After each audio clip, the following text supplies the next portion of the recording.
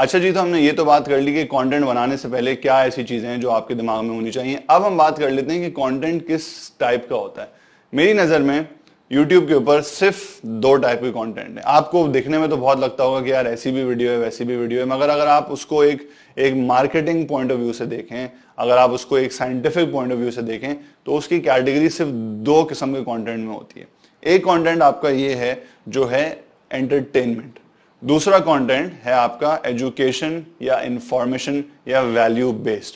और हर content creator, हर YouTuber या तो टोटली 100% एक साइड पर होता है या इसके बीच में किसी न किसी पॉइंट पर होता है कि कुछ परसेंटेज उसकी यहां से होती है और कुछ परसेंटेज वो यहां से लेता है। अब इसकी मैं आपको कुछ मिसालें देता हूं। फॉर एग्जाम्पल, लेट से, जैसे मैंने पिछली वीडियो के अंदर आपको बात बताई थी, एक मैथ के टीचर हैं जो मैथ का कंटेंट बनाते हैं कि भाई मैथ कैसे सीखनी है, मैथ प्रॉब्लम्स कैसे सॉल्व करते हैं, सिलेबस जो है उनको कैसे जो है देखा जाता है, पास पेपर्स कैसे डील करते हैं, वगैरह वगैरह। ये 100% वैल्यू बेस्ड कंटेंट है और इसके अंदर आपको एजुकेशन मिल रही है, इंफॉर्मेशन मिल रही है। आप ये उस वक्त आकर नहीं देखेंगे जब आप बोर हो रहे हो, जब आपको हल्ले गुल्ले का मूड हो, जब आपको हंसने हंसाने का मूड हो। अगर आप मैथ देख के हंसते हैं तो शायद आपको अपने आप से सवाल पूछना चाहिए कि आप क्यों हंस रहे हैं। इसी तरीके से दूसरी साइड पर है आपका एंटरटेनमेंट। तो आप समझ लें कि कोई बंदा है जो गाने गाता है, कोई बंदा है जो फनी वीडियोस करता है, फनी ओपिनियंस देता है, कोई बंदा है जो प्रैंक करता है, वो 100% एंटरटेनमेंट है। जब आप मैथ की क्लास लेने का सोच रहे हैं तो अगर आप ये चैनल जाके देखेंगे तो इसका मतलब यही है कि आप टाइम निकालने की कोशिश कर रहे हैं या आप मैथ से बोर हैं। तो ये दो एक्सट्रीम्स हैं और ये दो कैटेगरीज हैं। और होता यह है कि जैसे कि मैंने आपको पहले बताया कि हर यूट्यूबर जो है वो इसमें कहीं ना कहीं बीच में लाई करता है। अब इन दो कैटेगरीज के साथ कुछ कैरेक्टरिस्टिक्स एसोसिएटेड हैं, यानी कुछ खासियत एसोसिएटेड हैं जो रूल ऑफ थंब तो नहीं है, मगर जनरली आप एक स्टीरियोटाइप बना सकते हैं। और वो ये है कि देखें, एंटरटेनमेंट बेस्ड कंटेंट जो होता है ना, उसके ऊपर व्यूअरशिप बहुत ज्यादा आती है। उसकी वजह यह है कि देखें, ज्यादातर लोग यूट्यूब के ऊपर पढ़ने पढ़ाने नहीं आते।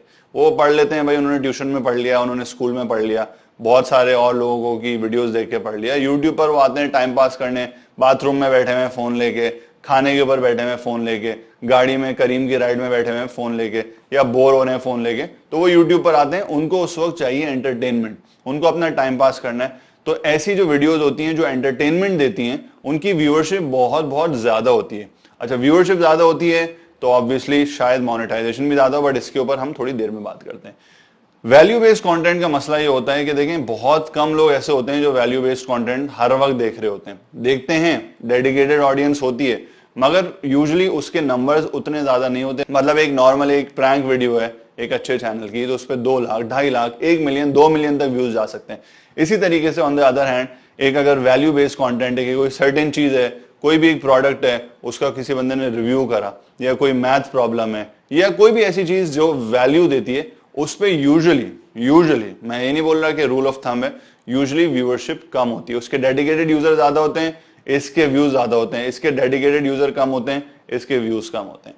अब आइडियली हर यूट्यूबर की कोशिश ये होती है कि कुछ यहां से उठाए और कुछ यहां से उठाए, यानी कि एंटरटेनमेंट देकर वायरलिटी और नंबर्स और व्यूज ज्यादा उठाए, मगर अपने कंटेंट के अंदर किसी ना किसी तरीके की वैल्यू भी दे ताकि लोगों को वैल्यू नजर आए लॉन्ग टर्म। वरना जाहिर है एंटरटेनमेंट कंटेंट का ये होता है कि आप एंटरटेनमेंट कंटेंट देखते तो हैं, मगर उस शायद चैनल को आप सब्सक्राइब नहीं करेंगे, क्योंकि आप बोलते हैं बस ठीक है आ जाएगा, हंसी मजाक हो गई, चलो अब आगे चलते हैं।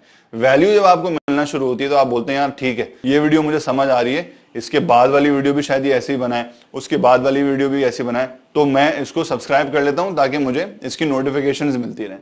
एज ए यूट्यूबर आपकी भी कोशिश यही होनी चाहिए कि आप इस पूरे स्पेक्ट्रम के अंदर, यानी कि एक हाथ पे 100% वैल्यू बेस्ड, एक हाथ पे 100% एंटरटेनमेंट वायरल कंटेंट, आपकी कहीं ना कहीं कोशिश होनी चाहिए कि इसके बीच में ही आप अपना कंटेंट रखें। अब इसके अंदर जो मेरी पर्सनल सजेशन है ना, वो ये है कि देखें, पहली वीडियो की तरह मैंने आपको बोला कि पहले तो आप फिगर आउट करें आपको करना क्या है। आप वैल्यू के हिसाब से सोचें। अगर आपको प्रैंक श्रैंक के अलावा कोई चीज करनी है, अगर सिखानी है या कोई ऐसी चीज करनी है जिससे लोगों को फायदा पहुंचे, तो आप पहले वो सोचें अपने से रिलेटेड कि भाई ये चीज है, ये मैं करना चाहता हूं। फिर उसमें एंटरटेनमेंट का पहलू इस तरीके से लेकर आए कि आप बीच बीच में कोई फनी जोक बोल दें, या आप अपने कंटेंट का लेट्स से म्यूजिक बड़ा इंटरेस्टिंग रखें, या उसकी एडिटिंग बड़ी अच्छी रखें। अब यहाँ पे एक छोटी सी चीज पाकिस्तानी कंटेंट के हिसाब से और है, और वो है मोनेटाइजेशन। होता यह है कि जो एंटरटेनमेंट वाला कंटेंट है उसको यूजुअली YouTube की तरफ से बहुत पैसे मिलते हैं, क्योंकि उसकी YouTube मोनेटाइजेशन बहुत हाई होती है। अगर आपके व्यूज बहुत ज्यादा हैं तो पॉसिबिलिटी ये है कि उस पर एड ज्यादा चल रहे होंगे, और पॉसिबिलिटी ये है कि आपको एड्स कन्वर्जन देके पैसे ज्यादा देते हैं। मगर एंटरटेनमेंट कंटेंट के अंदर यूजुअली स्पॉन्सरशिप्स पाकिस्तान में कम होती हैं। ये अगेन एक रूल नहीं है, बट एक जनरल स्टेरियोटाइप है जो कि मैं देखता आ रहा हूं, मैंने अपने कंटेंट के साथ बहुत देखा है, तो मैं आपको चीज बोल रहा हूं। प्रैंक चैनल्स अगर आप देखें तो बहुत कम ऐसे प्रैंक चैनल्स हैं जिनको बड़ी बड़ी ब्रांड्स ने स्पॉन्सर किए, बहुत कम। आप अपने दिमाग में लिस्ट बनाएं उन सारे बड़े चैनल्स की जो प्रैंक्स करते हैं, फनी वीडियोस करते हैं, और फिर आप बोलेंगे यार इसमें कौन से ऐसे लोग हैं जिनको बहुत ज्यादा स्पॉन्सरशिप्स मिली। On the other hand value based content जो होता है उन लोगों को स्पॉन्सरशिप ज्यादा मिलती है, क्योंकि ब्रांड्स देखती हैं कि इनकी डेडिकेटेड ऑडियंस है। तो फॉर एग्जांपल कोई खातून है जो खाने बनाने में बहुत अच्छी हैं, तो जितने भी खाने से रिलेटेड ब्रांड्स हैं, जिस तरह आपके मसालों की ब्रांड्स हैं, आपके इक्विपमेंट की और अप्लायंसेस की ब्रांड्स हैं, वो उनको देखेंगे और बोलेंगे भाई इनके पास डेडिकेटेड ऑडियंस है, इनके रोज लोग बैठ के रेसिपीज देखते हैं, तो हम इनको स्पॉन्सर करते हैं।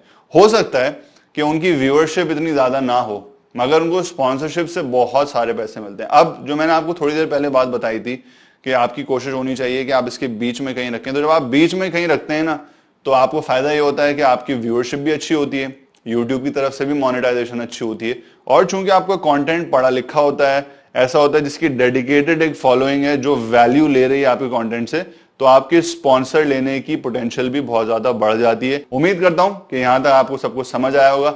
आगे हम थोड़ा सा और इन डेप्थ जाना शुरू होंगे, ताकि हम समझना शुरू करें कि यूट्यूब के ऊपर आप यूट्यूबर कैसे बनते हैं और पैसे कैसे कमाते हैं।